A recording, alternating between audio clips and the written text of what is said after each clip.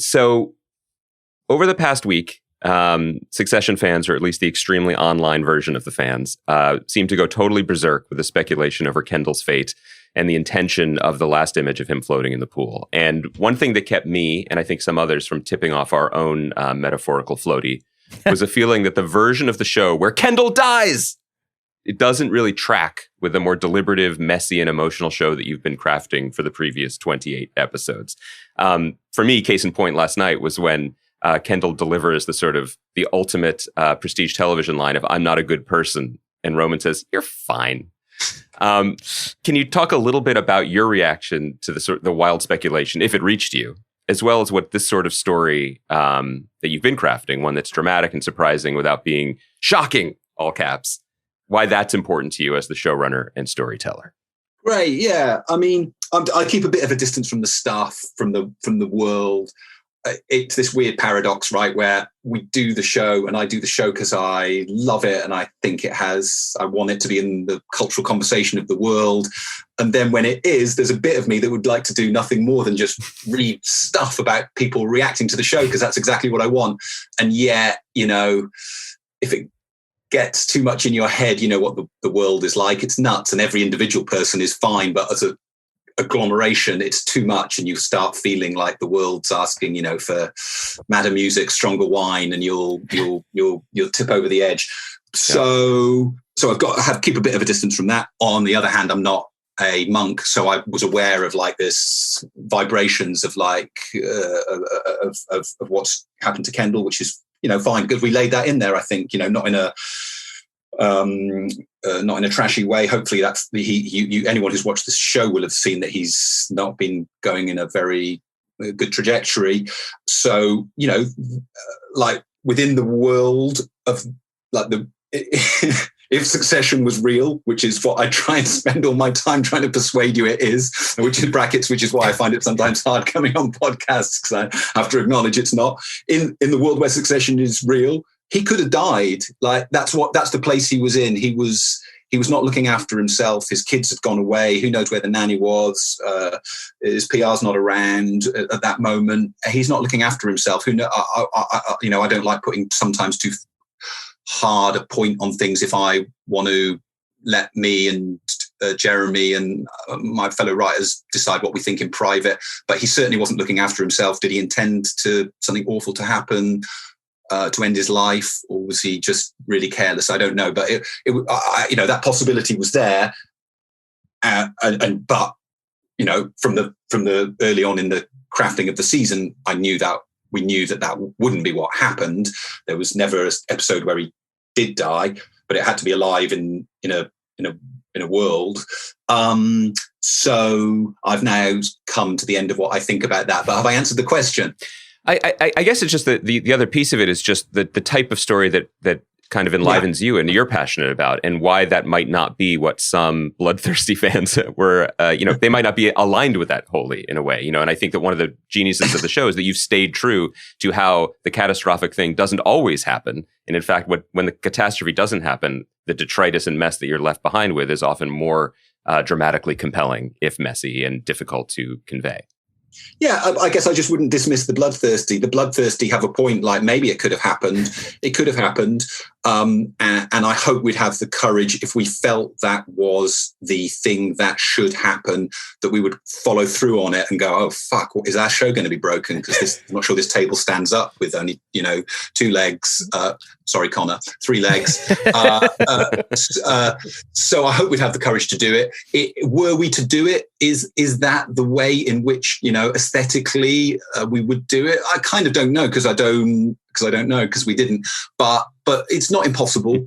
And as we had a death and a crash and quite a dramatic incident that happened in the first season, and we did that because it feels like those things sometimes happen to people, and I don't want to exclude anything in the world from the show, but they don't happen often. So you have to be mindful of that. They certainly shouldn't happen every week, or then the show would be a different show. So this is the part of the pod where I stand up on my desk like I'm in Dead Poets Society and say, it's me, I'm bloodthirsty, because I actually thought... Well, I'm here to say it's okay. Yeah, it's okay. This is going great, everybody. It wasn't that I wanted a who well. shot JR moment, but I did think that, first of all, to paraphrase Logan, he would be floating in some some French guy's pool. Like, it would have been almost the completion of a prophecy. But even more so, the not the corner he was written into, but the trajectory. It was almost like he was at the end of a quest. He had failed the quest. He had had this final conversation with Logan, realized he would never be able to escape him, and found and almost just disappears. He almost is the drowning man. And I wondered whether or not you've thoroughly answered this question. Let's go back and reshoot it. Oh, great. We can cancel this podcast. It's not canon yet. Has it gone out? It's not. No. We just had the screener, so you can. I just realized I made the most terrible mistake.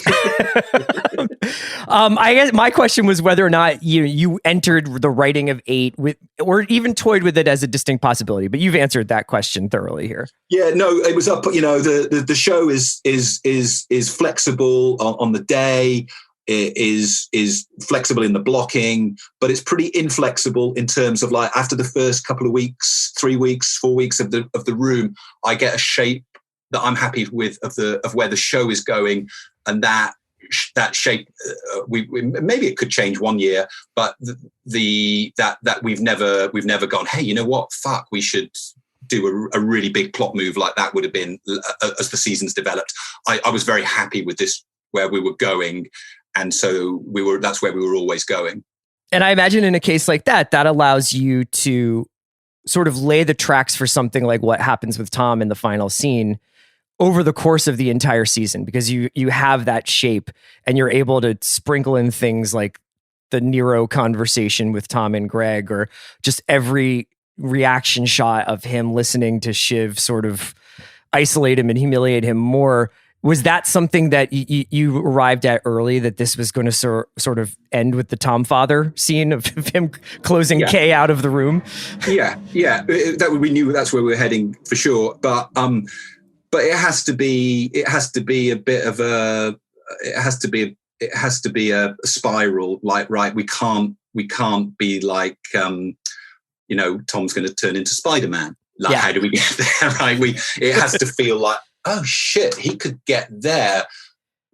Does it feel true along every step? Would we want to go on that journey? And is that where we're going? So I would never be like, okay, we want, I keep on thinking of stupid examples, Kendall to become a major league baseball player, if that's the correct phrase. Yes, it is. Phrase. Yes. How can we get there? That's tough, right? But is it latent that Tom could, given his relationship to power and his feelings, could he get there? Yeah, I think he could. So is it interesting to follow him? Yeah, it is. So it has to be we have to have, where both things have to be happening at once. We have to have a destination we really believe in, and then we follow the steps, which also have to be fun and keep on reinforcing themselves. We, on the podcast and as fans, talk often about how your writing and the writing of your staff on the show is just next level. It's absolutely phenomenal, and we enjoy, and we take such pleasure in watching it. And the feeling that is conveyed to the screen is how much fun you all have crafting it and writing it. But rather than just praise you for the remainder of our time, I wanted to specifically ask about the pleasures that you and the writers have in writing specifically for the amazing performers that you have. And, whether it's knowing that Matthew Macfadyen can go from Peter Parker to the avenging Spider-Man in your metaphor, or specifically keeping it grounded in the finale last night, the incredible sibling scene in the Italian dust. What was so incredibly pleasurable about that, in addition to the emotional weight of the scene, was that we got to see play out in front of us some of the distinctions and contrasts that were in the news in the New Yorker profile, for example, where Kieran says that he always thought it was a comedy, and Jeremy Strong says, I think it's Hamlet. And then you have a scene where the two of them, one is performing a comedy because he can't stand to be forced into a production of Hamlet. And it is both, enjoyable on its own as the text, but it's also, there's the meta piece of it too, where we're enjoying watching these two disparate performers come together to play something surprising. Good. I feel like there's a lot of questions in there, and There are.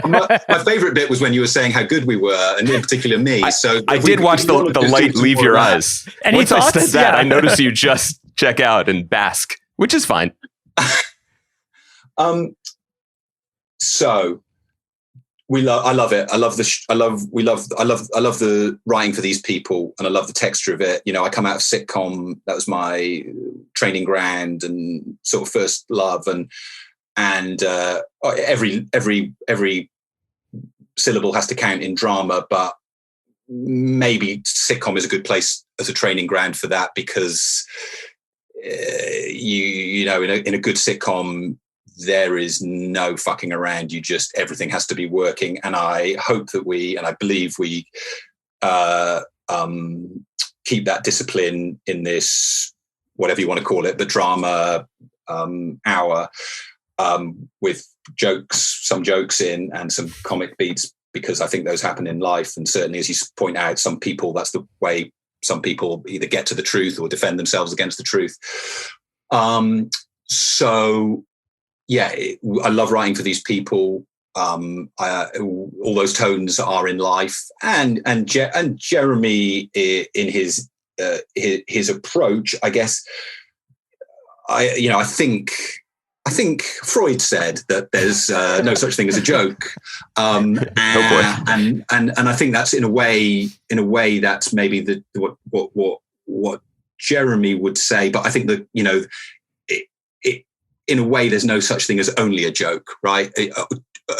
Or almost all jokes. I think almost all jokes have some meaning coded into them, and you can lean into that, or you can lean away from it, and you can analyze it, or you can not. So Jeremy can do comedy. Jeremy knows exactly what he's doing the whole time, and sometimes the comedy that he does, it comes out of the complete and utter engagement. That rap he did in the last season, it can only live with his total belief that this is a good idea and that he's kind of cool doing it, which he kind of almost, for me, gets away with because his engagement with it is, and that's why it's also so sort of somewhat unwatchable. So I've gone down a rabbit hole of why Jeremy's good, but what else can I say about the writing? I believe you were. You want to return to how good I am, because that seems like a rich vein to me. We have a couple of those at the end. Yeah. They're major league softballs. But I think it's funny you mentioned Freud, because I believe Shiv was quoting Freud when she was telling Roman that he could only get an erection at his mother's marriage. Right? Like, I think that, I believe maybe it's paraphrasing, but that was in. Yeah, well, I think I only know it in the original German, so Yes. it's probably where I've gone around. I had one question, but I wanted to ask a follow up to Andy's bit there, and that scene that they're shooting outside with Jeremy sitting in the gravel, and a lot of people have been marveling marveling at the sort of the framing of that whole confrontation between the three siblings and Kendall kind of finally breaking down. It struck me that we've had some cathartic moments from Kendall in the past couple of seasons, but it was the first time that I had seen him do that in front of Roman, in front of Kieran. And I was wondering if you have any recollections from that day of shooting and what it was like, because I think that, as TV shows do, you do a lot of separation to reunite. And those siblings had not had a very quiet moment with each other since the moment in the third season when they decide they're not going to sign up with Kendall's plan. Can you tell us a little bit about the shooting of that scene? Sure. Yeah. I want you to believe it's real. But I'm going to have to abandon that, because it's obviously not. I don't know why I want. I've been watching Landscapers British show. Yeah, and sure. Theme from a Marriage, both of which do a good job of they both do the same thing of going, hey, this isn't real, and then 2 minutes in, because of the quality of all those actors, you're like, I think this is real. So I don't know why I'm so eager to make you think it's real. But so I will take you behind the scenes. It was a super hot day. It was a long day. It was dusty, as you saw. That was not wind machines. That was the Tuscan wind blowing through. It's a long ass scene. It's gritty, literally gritty bits of stuff going in people's eyes. It's hot for the camera operators, who are geniuses and dance with the cast in an amazing way. And we're sort of sitting on old farm machinery, probably getting tetanus from rusty nails going in us.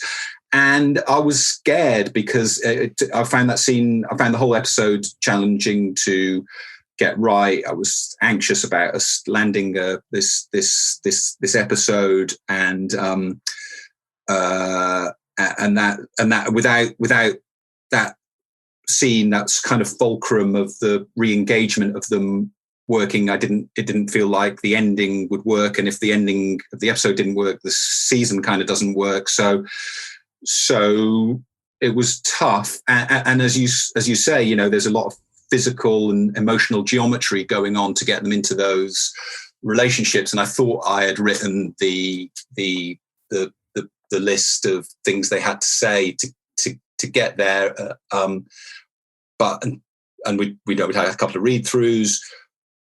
But until you're watching it happen, you don't know whether it's going to work. And I feel self-aggrandizing going on about it to such a degree, but it was really important, and it felt hard, and we didn't get it initially, and it was about a bunch of things about where everyone was, and how, you know, to elicit sympathy, there had to be openness, and then to show the openness, there had to be a degree of availability for that.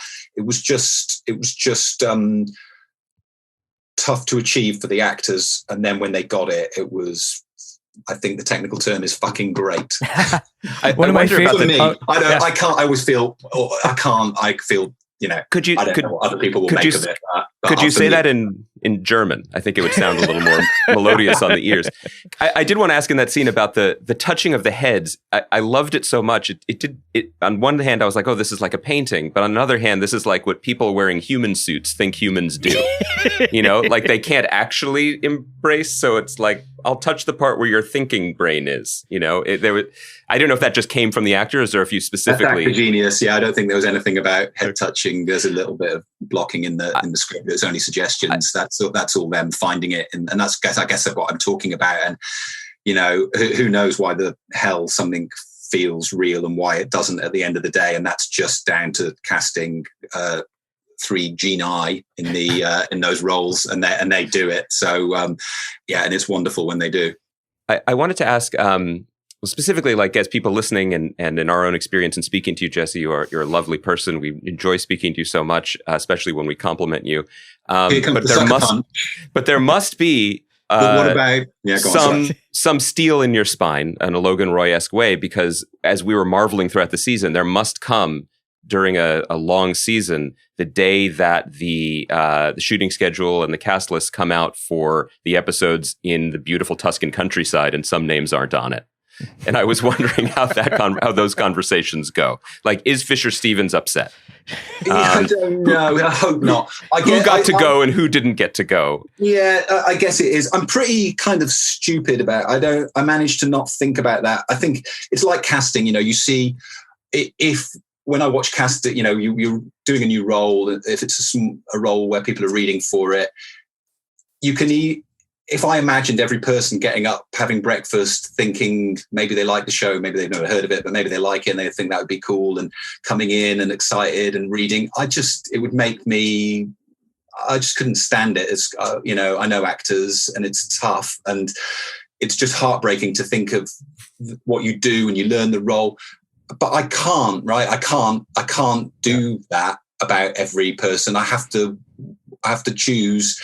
And you have to exclude all that stuff and become hardened to that particular thing. And similarly with the show, I would love to write a movie. They might not be very good movies, but I could try and write a movie for every person in this extended cast, and I would love it.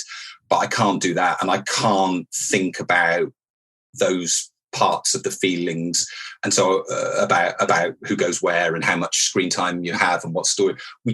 The only consoling thing is that I never do, I never have, and I never will. I will only ever think about the show, and I'll never think about who I want to hang out with or what would be a cool bit that someone on Twitter might like, or what, feeling bad about X or Y.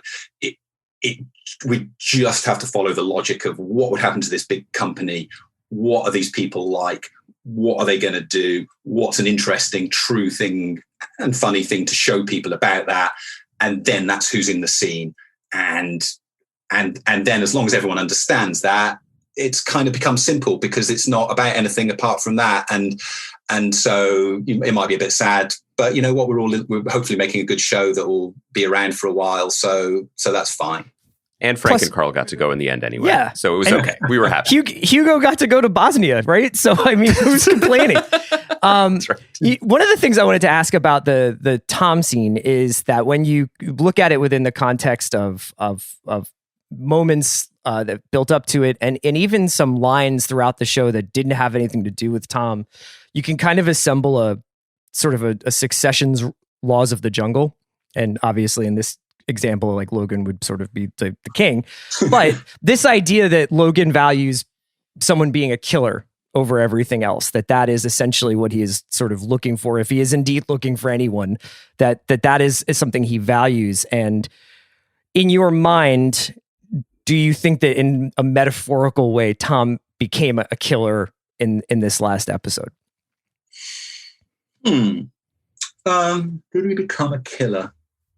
I guess he did. He betrayed his wife to get some advantage. If you want to call that a killer, then he did. I've got a keen appreciation, I think, that people say a lot of things, and the terrible thing is that sometimes what they say is true and sometimes it's not, and it's hard to distinguish between those two. Yeah. Those two. Sometimes even for the person saying them. So I'm not uninterested in rules. They exist in life. Some people have rules and breaking points. But sometimes you might say, I want a killer, but it doesn't mean it's true. So I guess I'm always amenable to thinking there might be another truth under the truth. And I think, I don't know why people respond to the show, but if they do, I think, there's a yes, but quality, and also quality, a thing about the contingency of life, the variousness of life, the complexity, the perverseness of human nature that people respond to, and that I always want to keep alive, because that seems true to me, that people are constantly surprising you, enraging you, disappointing you, delighting you in ways that you didn't see coming. But then once you see them, you're like, of course. So yeah, I wouldn't say he's just become a killer and that's what Logan wants, but he might have become a killer, and maybe that's a bit of what Logan wants. Yeah, I mean, it's really fascinating to talk to you, because I feel this tension between allowing these characters to almost exist as real people, as like you're saying. And then I think I have a tendency somewhat to ascribe literary notions to the characters, whether it's because I was fascinated by the moment where Kendall is sort of almost unburdening himself of being a killer, of saying like, by admitting this, maybe I can cleanse myself and get free of it finally. It's almost like Tom's like, I'll take that. I'll take that on and destroy your sister and orchestrate this whole thing. But that is actually one of the reasons why the show is such an object of deep fascination for me, because those things can happen at the same time. As a writer, I'm sure you almost have to have that unconditional belief that they are real, though, right? A little bit. I like both things. In a way, that's what the whole process of running the writer's room and making the show is like keeping it open, closing it down, keeping it open, closing it down. And anything could happen, but only this can happen. But within that, they could say anything, but they could only say this. So I think that we're sort of hitting the same point there. And yeah, it's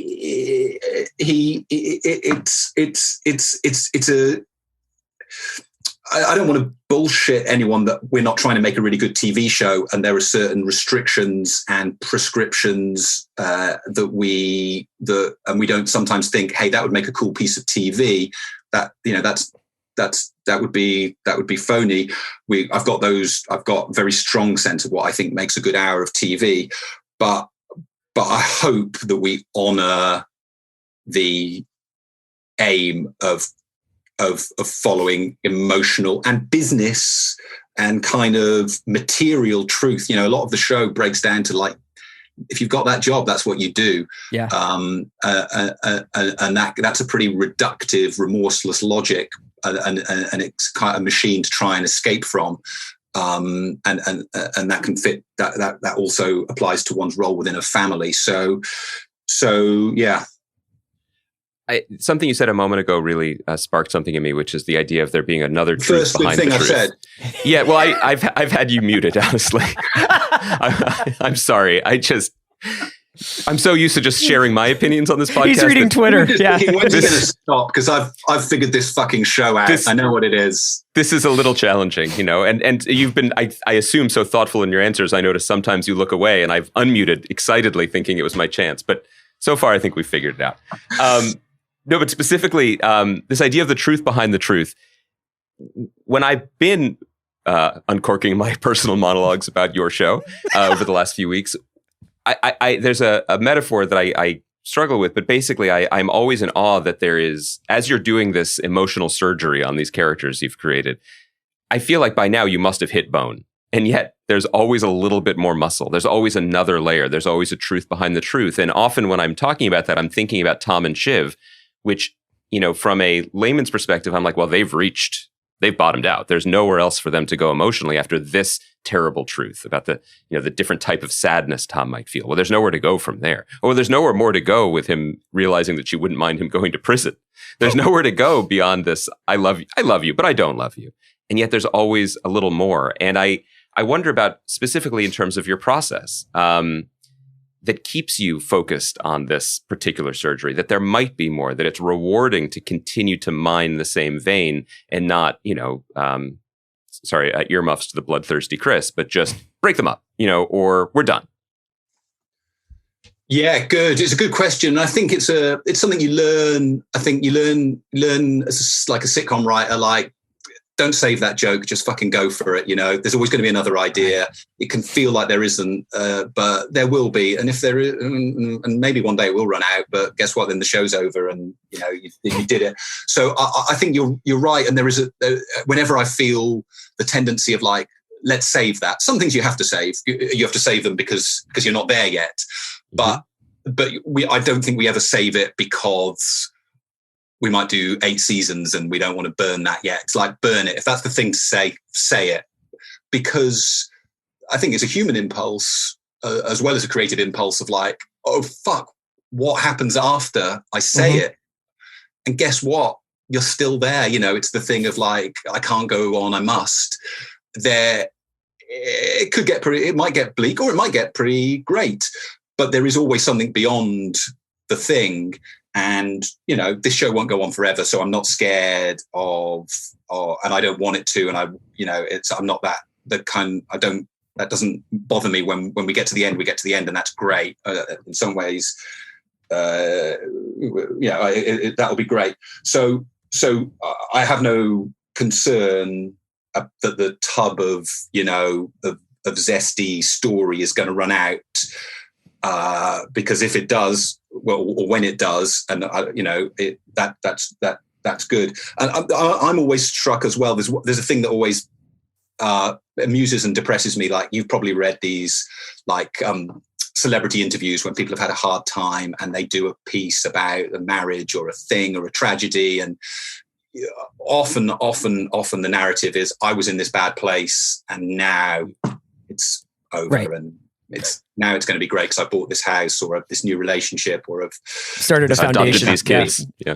And then, a year later, you read the next piece and it's like, that was when I was at my lowest. And, and that those catharsis, those moments of catharsis and breakthrough, are often things you tell yourself, for that this is this is your lowest point or this is your highest point, can both be fictions that you tell yourself to keep going. And I'm interested in what lies beyond. Not that there's always is something fascinating beyond, but there often is. I love that you mentioned the history you had with sitcoms, because I think that one of the unique things about the show is that when complaints do bubble up, and we'll shield you from them for the most part. But thank you. I'm very papery, huge ego, but papery. Of course. Oh, I've never heard, I don't, in my memory, I don't think there's ever been a show in which both of these two complaints have been lodged at it. One is, well, they're circling the same thing. These same things keep happening. Where's the forward momentum? And then at the end of the season, people say, well, he's written himself into a corner this time. This is too dramatic a change. Right. Nothing can change. And it really speaks to the TV audience's desire for everything new all the time, but please keep my friends together. That is the central tension.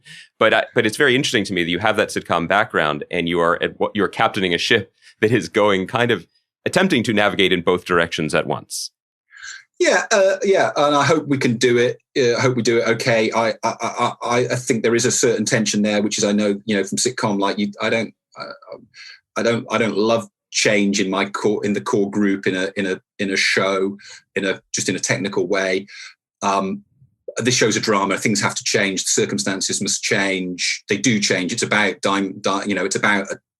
it's about a dynamic that's there from the name of the show, and that I don't want to artificially delay that. Nor do I want to artificially accelerate it. I want to show a process happening. I want to see what that feels like. I want to explore every bit of that, and then it'll be done. And so it's. I think there is a tension there. There is a tension there. I think it's a legitimate concern about, and we talk about it in the room, and we just have to just try and stick to the truth of what's happening to these people and what's happening in the world. I'm glad you said what's happening in the world, because I think one of my favorite episode this season was What It Takes, was the sort of CPAC-esque kind of selection of the next Republican candidate. And part of the reason why I was so fascinated by it was because for the most part, Succession is concerned with the politics of the people in the room. So it's like sort of what is transpiring, what are the power dynamics between the people in any given room or on the end of another phone call. But this was one of the first times where, you obliquely refer to the raisin, and there is a reference to a world outside of these rooms, but this was the sort of real look we got at these guys. And I was curious about, when you're writing something that is of like this world, but not of this world that we live in, what kind of conversations do you have with yourself and with your writers about what you want these characters, the presidential candidates, but also the sort of dynamics happening, to represent, so that it feels like this is something that might happen, but it's not necessarily the thing that is happening in our viewers and our audience's lives? Yeah, that's just a tightrope. It's a tightrope to which, and there are definite answers, yes and no's. Right. Yes, this, but not that.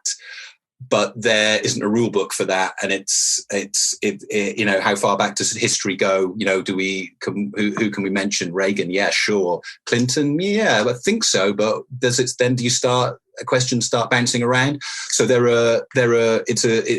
and then you make up a bunch of rules, and then the right line comes in, and you break them all, and it just feels right. So that's quite instinctive. It has to be a reflection of the world. But if it's too close to it, it becomes a roman à clef, or a sort of satire of the kind I wouldn't want to write, that's too direct or too pointed. But if it becomes too general, it's blunt and useless. So it's a lot, like the media landscape stuff and the family stuff. It's a ton of reading. It's like putting it all into the mixer and hoping that we can get it out in a shape which is both feels true, but has that is archetypal rather than stereotypical. I guess is the sort of sweet spot you're heading for. Yeah, I think we have time for one more question, so I think it makes sense to steer back to the final moments of the finale. And one of the things that was so striking and honestly breathtaking about it was after spending so much time, especially this season, with from the kids' point of view, that Shiv and Roman and Kendall have differing opinions about how to conduct themselves or how to take over the business, but that this was a plausible outcome, that one of them would win, one of them would succeed in it. To have this final episode where the rug, a very expensive, intricate rug, I'm sure, is pulled out from under them, and they are completely panicking. They know nothing of what's going on, and when they burst into the room, the grown-ups are there. And I mentioned jokingly Frank and Carl being there, but it was brilliant that they were there, even just for their heavy presence in the room, because the adults had taken over and they were going to do what they were always going to do, which was right for the business. And the kids are exposed in a way as kids, in a way that I feel like we haven't seen them behave before or react before. What excites you about that place that you've left us in with them? What stories ahead of you now, obviously without tipping any of them, intrigues you and the writers and gets you? I mean, if you want to tip them, that's great. We love breaking news, but I wanted to give you the out. In terms of where you left us, what are you most excited about picking up on? Well, yeah, I might get close to the sort of questions I'm not good on, and that feels like, I'm like, anyway. What can I say about that that's useful and true? I'm not afraid of kind of in some ways writing ourselves into a corner because I'm not too. I feel like we can go wherever the show is capable, not forever, but for enough to follow these people. We're sufficiently interested in them, and their stories will be true. So I do have a pitch of what the next season will be. I have a pitch of what the end of the show will be, but I don't know exactly. I don't know right now, or I have a pitch, but I whether it'll survive contact with the enemy or AKA my colleagues. I don't know. But I guess what I liked about the Mattson and Gojo buying out Logan is it felt like fuck, that wouldn't happen. There's to go literary political. I think it's Trotsky who was like, revolution is impossible until it's inevitable, and that's I love that feeling in art, and I love that feeling about the business dealings of like, yeah, Logan would never do that, never until like, yeah, that's what he would do, and so I'm excited by the truth of that and seeing what's on the other side of it. We won't hold you to your answer, and you can pretend that the connection was lost, and we won't hold it against you. But last night when we were recording an instant reaction podcast, Chris asked me this question, and I figured since we have you for one more minute, we could ask you. Sure, I've got a little bit of time, so hit me, but go ahead. Sure. Well, then you could just answer this one at great length in English and German, whatever you're comfortable with. He said, he asked me what's more interesting for the season premiere of season 4, 5 minutes after this scene happens or 5 months? Mm-hmm. And, you're at that moment where, as you said before, anything is possible, except it isn't. It's going to be one thing. And I wonder if you had either a specific answer to that or, without stepping on your intention, how you feel about the open road ahead of you. Yeah, I would take the fifth on that. I know what I would answer right now, but it feels like it'd be dumb to say for whatever reason. So yeah, I mean, and the road ahead. Yeah, I felt very intimidated. Honestly, I felt very intimidated by the last season of the last episode of the previous season, mm-hmm. which I wrote, and I felt like I thought it was good, and I was worried that I wouldn't be able to write an episode that would be as good again. And you've been warm about it, and some people who I trust have been warm about this one. So I'm scared about whether we can do it all again. But also, the nice thing is that that feeling like 3 minutes after when we reassemble for the writer's room, it goes, and we'll be thinking about a joke or a bit or a scene, and that's the only way you can do it, right? The mountain is I'm going a little bit spiritual towards the end, but yeah, the mountain's sort of unclimbable, but you just have, the first step is doable, right? So you just have to, and luckily it's also really, really good fun. That's like, that is I think my favorite part of doing the show is the time in the room and talking about all the possibilities. And so that is what takes the the icy grip off your intestines. But you really have been watching Eiger Sanction, haven't you? It was a joke last night. I was just like, he's got mountains on the brain. Jesse, thank you so much for talking with us, and thank you so much for making this show. It's an object of endless fascination for Andy and I, and it's, you know, obviously something that we adore. So it's fantastic to hear about the process of making it and everything else. Oh, well, thank you. You know, your questions are smart, and it's, you know, if I can find, I have a hard time. I love kind of love talking about the show, but I sometimes find it hard to find the things that say that are both true, interesting, and kind of worth saying. So I hope I've had a few of those. And yeah, thanks for, you know, smart questions, and also you're very nice about it. So thank you. Thank you so much. Thank nice you. to A pleasure. meet you again, gents. Take You care. as well.